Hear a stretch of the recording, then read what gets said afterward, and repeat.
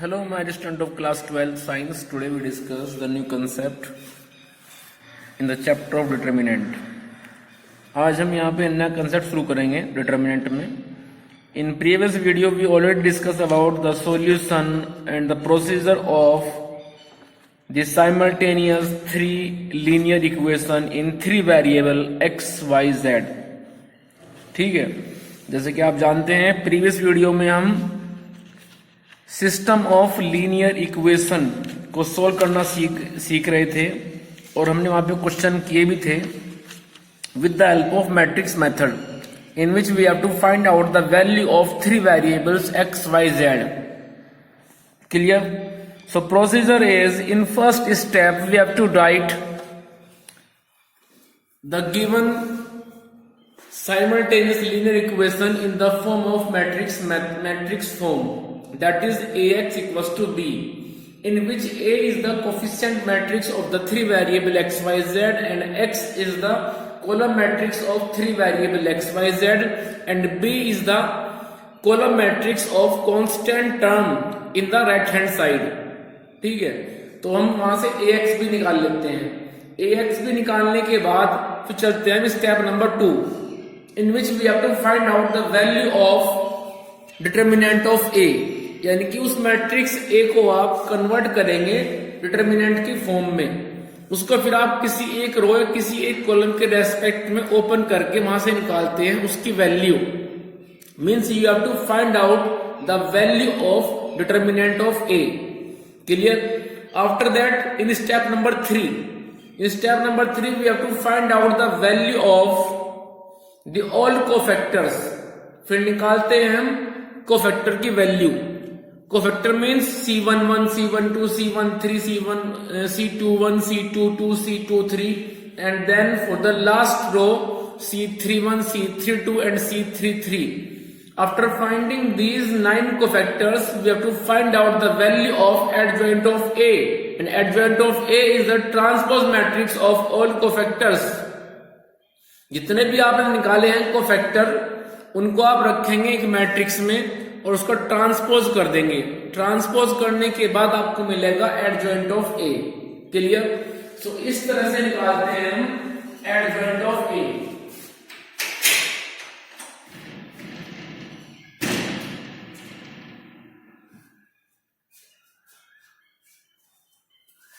तो एक दी हुई मैट्रिक्स के लिए सबसे पहले स्टेप नंबर 1 में आप उन सिस्टम को रिप्रेजेंट करेंगे मैट्रिक्स फॉर्म में.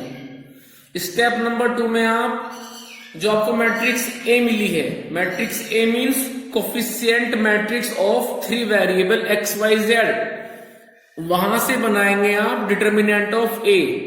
डिटर्मिनेंट ऑफ ए को आप ओपन करेंगे किसी एक रो या किसी एक कॉलम के रेस्पेक्ट में. ओपन करने के बाद आप जाएंगे step number 3. In step number 3 we have to find out the value of all cofactor. Cofactor को रिप्रेजेंट करते हैं हम capital C, C11, C12, C13. ये हो जाएंगे फर्स्ट रो के लिए. C21, C22, C23 ये हो जाएंगे सेकंड रो के लिए. C31, C32, C33 ये हो जाएंगे थर्ड रो के लिए. और ध्यान रखना है साइन. C11 पॉजिटिव होगा, C12 निगेटिव होगा. ठीक है, ध्यान है ना? Order plus minus plus minus plus minus इस तरह से चलते रहते हैं. ठीक, तो कोफैक्टर निकालने के बाद फिर निकालते हैं हम adjoint of A.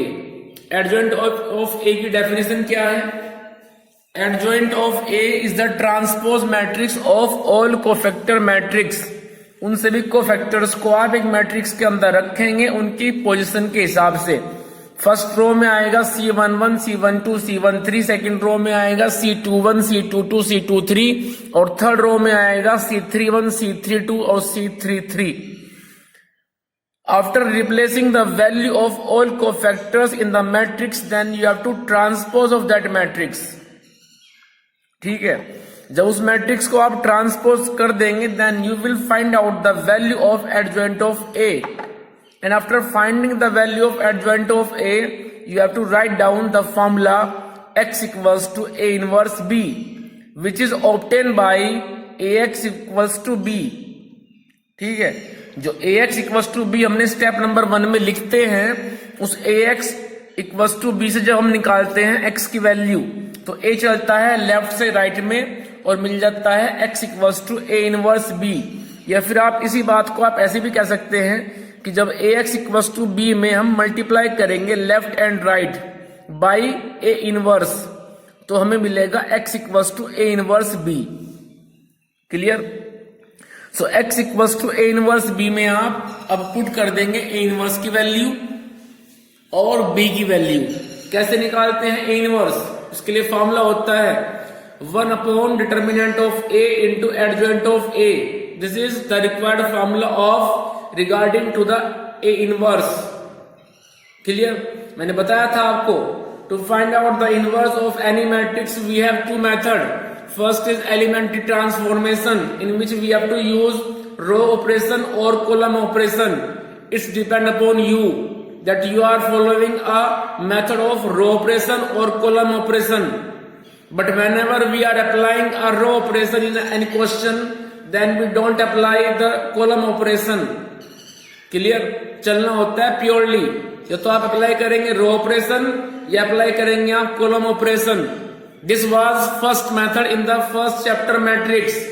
But whenever you talk about indeterminate, in determinant we have to apply the formula a inverse equals to 1 upon determinant of a into adjoint of a.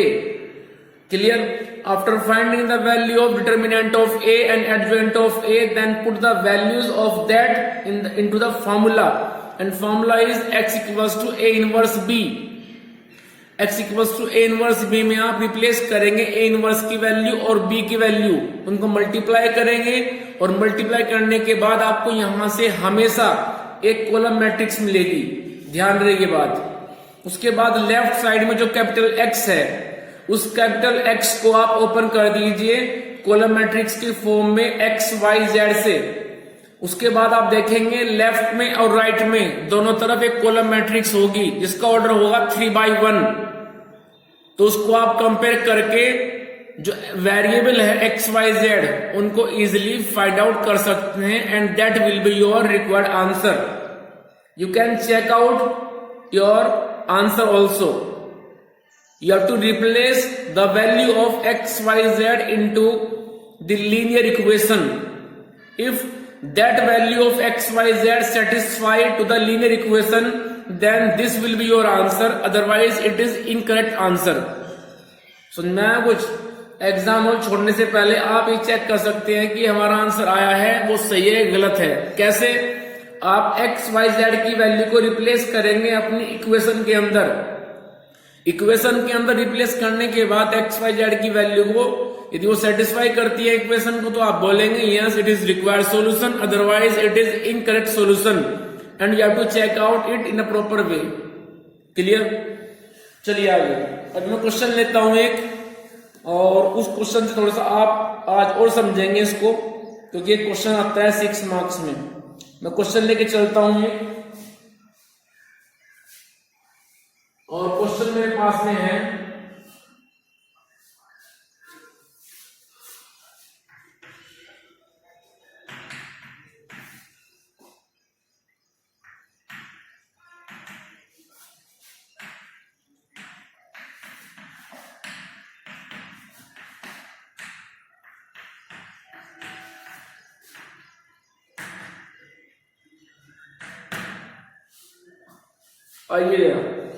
and question is 2 upon x plus 3 upon y plus 10 upon z equals to 4. This is first equation. Clear? जो आप देख रहे हैं ये first equation है। चलिए आगे। Second is 4 upon x minus 6 upon y plus 5 upon z equals to 1, and third equation is 6 upon x plus 9 upon y minus 20 upon z equals to 2. So we have these three equations in three variable x, y, z. But the main problem is इस equation में आप देख रहे हैं यहाँ पे x की form में ना आकर के 1/x के फॉर्म में आए हैं। यदि 2/x की बात करें तो उसको हम लिख सकते हैं 2 into 1/x। So first equation can be written in the form of 2 times of 1/x plus 3 times of 1/y plus 10 times of 1/z. Second equation can be written in the form of 4 into 1/x minus 6 into 1/y plus 5 times of 1/z. So we have to assume 1/x equals to u, 1/y equals to v, 1/z equals to w। आपको याद हो जब आप class 10th में थे तो वहां पे चैप्टर था, तो वहां पे भी आपने 1/x को 1/y को u और v एज्यूम किया था, ठीक है, क्योंकि 1/x अभी ये लीनियर फॉर्म में नहीं है। हम यहाँ पे 3 मीडिएटर u v w को इन्वॉल्व करेंगे। 1/x को हम u के बराबर एज्यूम करेंगे, 1/y को हम v के बराबर एज्यूम करेंगे और 1/z को हम w के बराबर एज्यूम करेंगे। फिर हम निकालेंगे u v w को, मींस मीडिएटर को, और उन मीडिएटर की हेल्प से हम फिर निकालेंगे x y z को सबसे बाद में। क्लियर? तो आइए जरा एज्यूम कर लेते हैं, let 1/x equals to u, 1/y equals to v and 1/z equals to w। जब आप ये 3 मीडिएटर इन्वॉल्व कर लेंगे तो जो इक्वेशन है वो उस फॉर्म से अनदर फॉर्म में कन्वर्ट हो जाएगी। किस तरह से जरा देखिए। तो फर्स्ट इक्वेशन बनेगी 2 times of u plus 3 times of v plus 10 times of w equals to 4। Second equation बनेगी 4 times u minus 6 times v plus 5 times w equals to 1। and third equation will form in the 6u plus 9v minus 20w equals to 2। So this is the equation in 3 variable u, v, w, and we have to find out the value of u, v, w, and after that we can find the value of x, y, z after replacing the value of u, v, w into this। Clear? Now we proceed. Step number 1। In step number 1 we have to write down the given system as a matrix form। तो जो आप देख रहे हैं linear equation, इनको हम convert करेंगे matrix form में। कैसे? आइए जरा। Statement, you have to write down the statement that the given system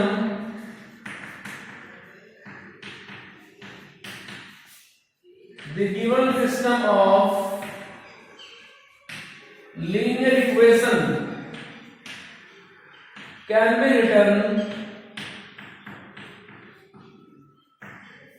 in the matrix form as follows।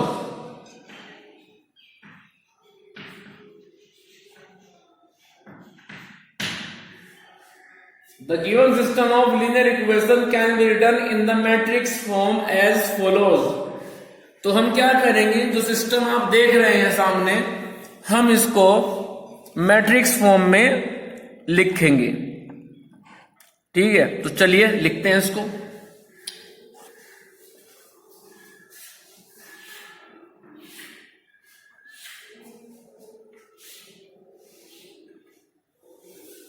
आइए जरा, जब इसको मैट्रिक्स फॉर्म में लिखेंगे, अब हम इसकी बात करेंगे, उसकी बात नहीं करेंगे, क्योंकि उसको तो हमने अब इस फॉर्म में बदल दिया है by taking 3 new mediator, 1/x as a u, 1/y as a v, 1/z equals to w।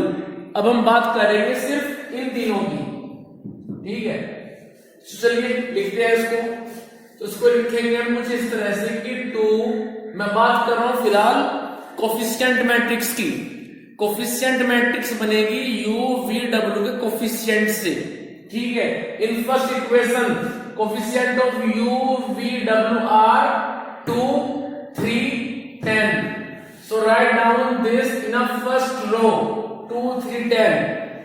Now second equation 4 minus 6 5.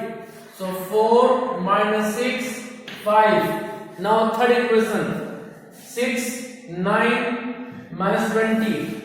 6 9 और minus 20. अब लिखिए आप यहां पे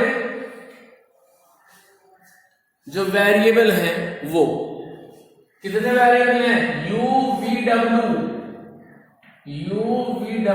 equals to 4 1 2 4 1 2।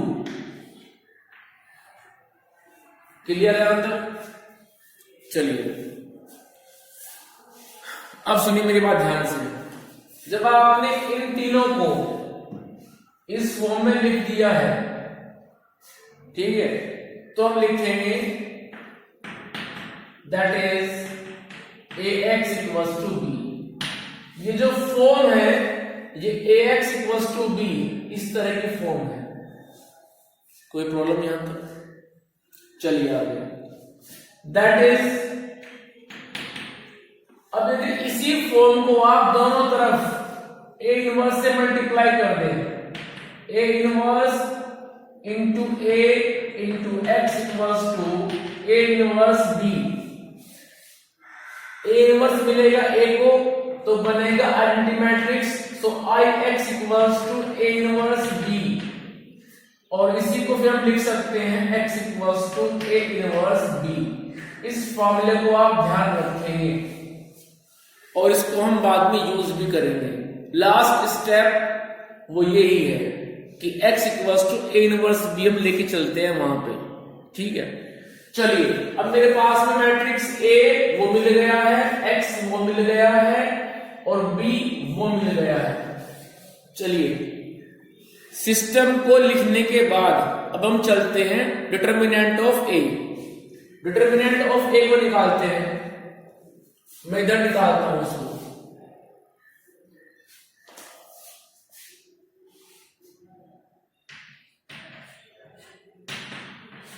Determinant of A को बनाओ 2 3 10। देखो जब किसी मैट्रिक्स को आप कन्वर्ट करते हैं डिटर्मिनेंट की फॉर्म में, मींस किसी मैट्रिक्स की हेल्प से आप बनाते हैं उसके डिटर्मिनेंट, तो ध्यान देने वाली बात वहां पे ये होती है कि जो एलिमेंट जिस पोजीशन पे है वो सेम उसी पोजीशन पे रहेगा, एलिमेंट की पोजीशन चेंज नहीं होगी, ठीक है। सिर्फ उसका लिखने का फॉर्मेट चेंज हो रहा है, बाकी वहां पे कुछ भी चेंज नहीं होगा, ठीक है। तो ये बनेगा 2 3 10। चलिए आगे 4 minus 6 5 6 9 minus 20। अब इसके बाद इसको आप एक्सपेंड कर दीजिए अबाउट फर्स्ट रो। तो जब फर्स्ट रो के रेस्पेक्ट में ओपन करेंगे तो मैं सीधे कर रहा हूं, टाइम कम है, तो आएगा साइन रूल के हिसाब से प्लस माइनस प्लस। तो 2 के रिगार्डिंग फर्स्ट कॉलम छोड़ दीजिए, फर्स्ट रो छोड़ दीजिए, तो बचता है मेरे पास में ये। और जब इसकी मल्टीप्लाई करेंगे आप तो this into this minus this into this, तो मेरे पास बनेगा 120 माइनस 9 5 45। चलिए आगे -3 के रिगार्डिंग कॉलम नंबर 2 C2 छोड़ दीजिए, R1 छोड़ दीजिए, तो बचता है 4 5 6 20। तो पहले चलेंगे हम this into this, it means 4 into -20, तो बनेगा -80, फिर बीच में आएगा माइनस 6 5 30। उसके बाद जाएंगे 10 पे। अब 10 के रिगार्डिंग C3 छोड़ दीजिए और R1 छोड़ दीजिए, तो बचेगा 4 इंटू 9 36, -6 इंटू -6 -36।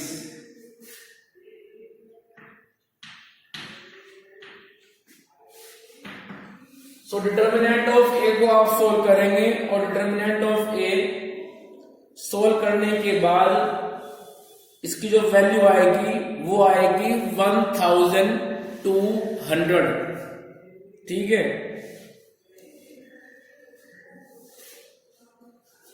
इसकी वैल्यू आएगी 1200। अब इसके बाद में चलेंगे step number 3 in which we have to find out the value of all cofactors। चलिए तो मैं बात करता हूं यहां पे all cofactors। all cofactors चलिए निकालते हैं हमको। तो मैं पहले बात करता हूं C11। C11 के लिए आप यहां पे ध्यान से देखते रहें और उसको छोड़ते रहे। ठीक है,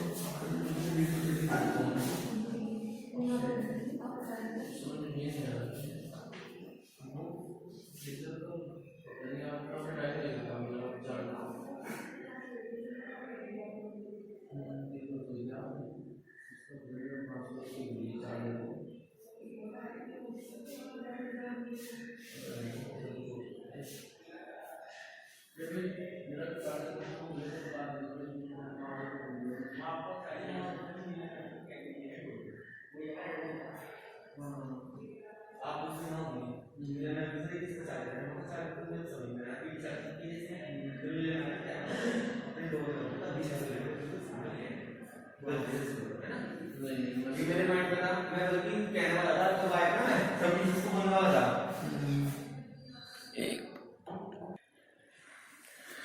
तो यहां पे अब हम निकालेंगे सभी कोफैक्टर की वैल्यू। कोफैक्टर C11 के लिए मैंने इस डिटर्मिनेंट में फर्स्ट रो को छोड़ दिया है, फर्स्ट कॉलम को छोड़ दिया है, तो बाकी जो बचता है -6, 5, 9, 20 माइनस में वो यहाँ पे आ गया। और जब इसको ओपन किया this into this minus this into this तो वैल्यू आती है 75। इसी तरह से यहाँ पे C12 के लिए column number 1 sorry row number 1 और कॉलम नंबर 2 छोड़ दीजिए तो बचता है 4, 5, 6 -20 वो इधर आया है। और इससे पहले आप यूज करेंगे माइनस साइन। मैंने बताया था आपको कि जब हम निकालते हैं कोफैक्टर ऑफ 3/3 मैट्रिक्स जिसमें आएंगे 9 कोफैक्टर, तो पहला आएगा पॉजिटिव, स्टार्टिंग पॉजिटिव से होगी, then negative, then positive, then negative, then positive. तो यहां पे ऐसे हुआ है plus minus plus minus plus minus plus minus plus, इस तरह से स्टार्टिंग प्लस से हुई है और एंडिंग भी प्लस पे ही होगी, ये बात आप ध्यान रखें। तो C12 के लिए रो नंबर 1 कॉलम नंबर 2 छोड़ दिया गया, बाकी जो बचता है वो यहाँ पे लिखा गया, उसको ओपन किया गया। पहले 4 इंटू -20, उसके बाद -6 इंटू 5। C13 के लिए रो नंबर 1 छोड़िए, कॉलम नंबर 3 छोड़िए, बाकी जो बचता है वो यहाँ पे लिखा गया, इसको ओपन किया गया तो आंसर ये आता है। तो इसी तरह से मैंने यहाँ पे C21, C22, C23, C31, C32, C33 को निकाल लिया और उसके बाद इन सब से बनाया मैंने adjoint of A. Clear? Adjoint of A में क्या होता है कि हम कोफैक्टर को लिख करके उसका ट्रांसपोज करते हैं। तो मैंने यहाँ पे सभी कोफैक्टर को लिख करके जो ट्रांसपोज मिलेगा मींस आपका जो फाइनल आंसर होगा, फाइनल जो मैट्रिक्स बनेगी ट्रांसपोज करने के बाद वो मैंने यहां पे लिख दी है। ठीक है, 75, 110, 72। इस तरह से ये मुझे एडजॉइंट ऑफ ए मिल गया है। एडजॉइंट ऑफ ए बनाने के बाद अब हमारा मोटिव क्या होता है? हमारा मोटिव होता है ए इनवर्स निकालना, और ए इनवर्स के बाद वेरिएबल की वैल्यू को निकालना। मुझे ये थोड़ा रफ करना पड़ेगा क्वेश्चन, जल्दी से आप ले लीजिए स्क्रीनशॉट, क्योंकि बोर्ड फुल हो चुका है और मुझे इसका कुछ पार्ट रफ करना पड़ेगा आगे चलने के लिए। तो जल्दी से लीजिए आप स्क्रीनशॉट।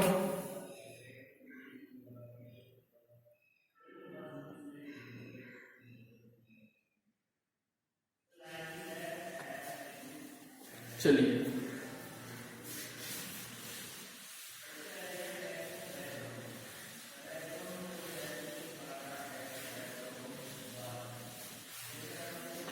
तो मुझे अभी निकालना है, इसको भी रफ कर देते हैं।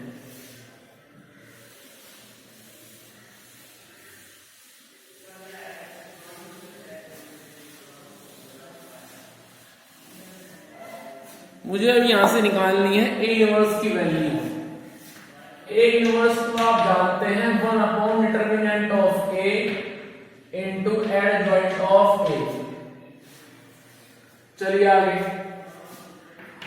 1 डिटर्मिनेंट ऑफ ए, उसकी वैल्यू आई थी 1200, then adjoint of A means 75, 150, 75, 110, -100 और 30, एंड लास्ट रो इज 72, 0, 24।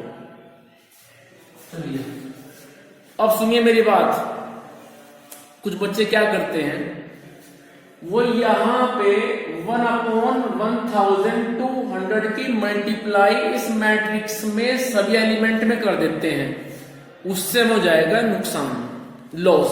कैसे?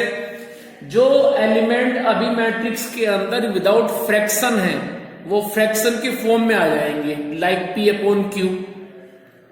और आप जानते हैं कि फ्रैक्शन को आपस में ऐड करना आसान नहीं होता है, फिर आप लेंगे LCM। तो इसकी मल्टीप्लाई आप यहां पे ना करें, हम सबसे लास्ट में करते हैं इसकी मल्टीप्लाई। ये जैसा है इसको आप ऐसे रखिए और आगे लेके चलिए। तो चलिए आगे लेके चलते हैं, और लास्ट स्टेप आ गया अब x = A inverse B। x में रखिए x की वैल्यू, x क्या था मेरे पास में, u, v और w। A इनवर्स वो मेरे पास में ये है, रखिए इसकी वैल्यू 1/1200,